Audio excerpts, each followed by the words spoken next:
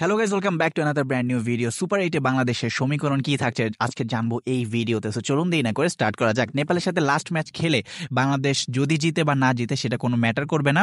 Bangladesh super 8 almost qualify হয়ে গিয়েছে। এটা এখন জাস্ট সময়ের চিন্তা মাত্র। সময়ের মানে লাস্ট ম্যাচটা খেলার মাধ্যমেই বাংলাদেশ সুপার 8 এন্টার করবে। সো এখান থেকে কিন্তু আমরা দেখতে পারি বাংলাদেশ কাদের সাথে পড়েছে সুপার 8 খেলা।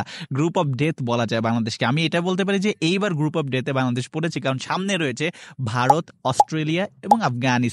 সো বাংলাদেশকে এই তিনটা দলের সাথে বা তিনটা ম্যাচে বাংলাদেশের জিজ্ঞেস কোনো দুইটা ম্যাচ জিততে হবে যদি সেমিফাইনাল খেলতে চায়। যেটা মানে বলাটা খুবই সহজ হলেও বাস্তবে এই জিনিসটা মানে করা অনেক কঠিন। ভারতের সাথে বাংলাদেশের ম্যাচ রয়েছে, অস্ট্রেলিয়ার সাথে বাংলাদেশের ম্যাচ রয়েছে এবং আফগানিস্তানের সাথে বাংলাদেশের ম্যাচ রয়েছে। এই সুপার 8 বাংলাদেশ টোটাল তিনটা ম্যাচ খেলবে এবং এখান থেকে বাংলাদেশকে দুটা ম্যাচ জিততে হবে যদি মানে কি বলবো আর। সো গাইস, আপনাদের কি মনে হচ্ছে সুপার 8 কম্পিটিশনটা কেমন হবে বাংলাদেশের জন্য? কমেন্ট বক্সে জানান। ভিডিও ভালো লাগে লাইক দিন। এরকম ইনফরমেটিভ আপডেট পাওয়ার জন্য চ্যানেলটিকে এখনই সাবস্ক্রাইব করতে ভুলবেন না। দেখা হচ্ছে নেক্সট ভিডিওতে। স্টিল দেন ভালো থাকুন, সুস্থ থাকুন, আমাদের সাথেই থাকুন।